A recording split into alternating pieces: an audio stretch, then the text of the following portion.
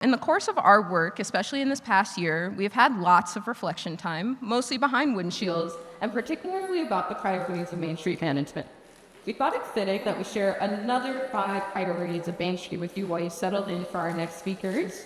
It's perfect because it'll fit in alongside Main Street America's 4 points and Connecticut Main Street Center's 6 qualities of thriving Main Street, which I'm sure you all already memorized. The first priority is inventorying your Main Street. Our CMSC members amongst us may recognize this as the very first question we ask on our assessment. You can't run Main Street without knowing what every building, business, and vacancy is in that district. When you figure that out, also know what is not on that Main Street, what should be on that Main Street, and what maybe even should not be on that Main Street. So you can't pass ordinances against vape shops, so I shouldn't have. Oh, that's extra wild.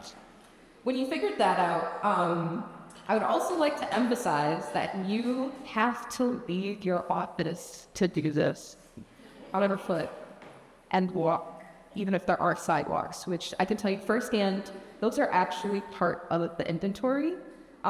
We, Connecticut Main Street, that means I, have done London, Deep River, Northeast Hartford, Norwich, Torrington, Winslow, Kent, Salisbury, Sharon. I've done a lot of inventory, so I know better than most that walking an inventory of a Main Street is not a conspicuous task.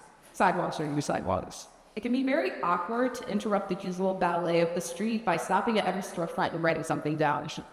You can mitigate this awkwardness when you pop into businesses and say hi to folks on the street.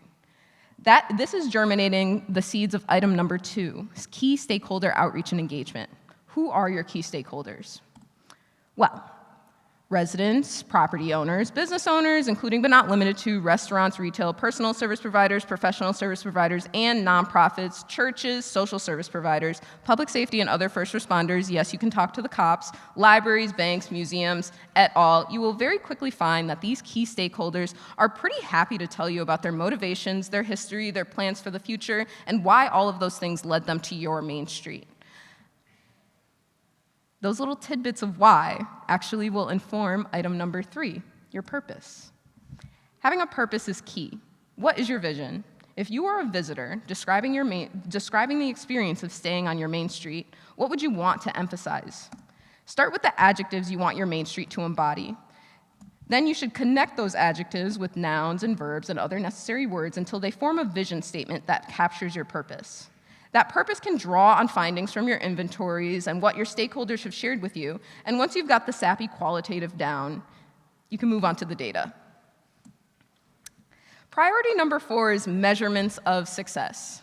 Carl Rosa, Field Services Director here at Connecticut Main Street, has confided in me personally, and he said if he has to explain that job creation, new businesses, volunteer hours, event attendance statistics, square footage of newly leased space that year in your downtown, the number of musical artists hosted at your farmer's market, the gallons of paint used on a new mural, and the steps you took walking up and down Main Street, even the pounds of trash picked up during a community cleanup, you get the gist. He said that if he has to explain that you should be tracking and sharing those figures with your Main Street stakeholders and anyone who will listen. He said that if he has to say that one more time at an assessment, he will be sick. In all seriousness, anything that has a number attributable to your work on Main Street in service of your purpose is a measurement that you can and should track. I know it sounds daunting, but again, like Carl says, back of a napkin, write it down, keep it for later. You'll find that napkin in your purse or your wallet and wonder, I had how many gallons of paint on that mural? And then suddenly you'll want to share that. Some of these numbers will contribute to future grant applications through a show of community buy-in and existing foundations for new work to build on. Others are really just fun to share at the end of the year with your final priority, a network of doers. A network of doers is more than just the retired seniors who show up to every downtown event and lay out the tablecloths. Don't get me wrong, those people are beloved and important too, but we've run enough surveys in our member areas this year to know that your network of doers can be bigger if you give people more spaces they can jump in, get their hands dirty, and feel good about helping their community. You'd be surprised about how much people love where they live. If they will type out a paragraph in a Google Form survey, they may very well be willing to participate in a community cleanup, for example. Trash has this strange unifying quality about it. People want to show up to pick it up. You don't need an orientation or a meeting. As Kristen said, volunteers are not volunteering for meetings. If it's easy and it feels good, even if it's picking up garbage, imagine what people on your main street will do if you make other volunteer opportunities as easy and feel good as that one.